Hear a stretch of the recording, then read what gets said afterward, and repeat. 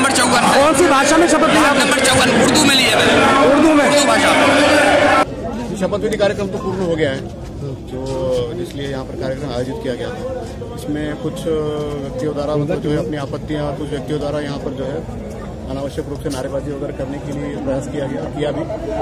उसकी वजह से थोड़ा सा मतलब जो असुविधाएं हुई है कई सारे पार्षदों को नवनिर्वाचित, परंतु कार्यक्रम पूरी तरह से सफल रहा, तो इसमें दिक्कत नहीं।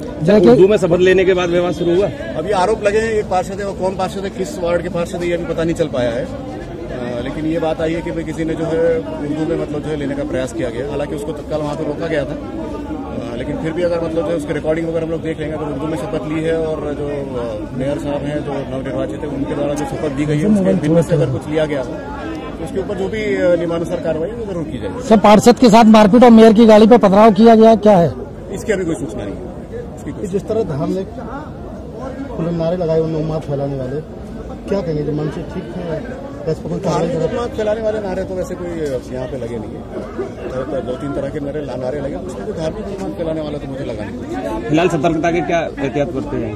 देखिए, पुलिस फोर्स तो अलर्ट पे है ही है और अधिकारी भी सारे मतलब जो है अलर्ट पे है, नजर रखे हुए हैं।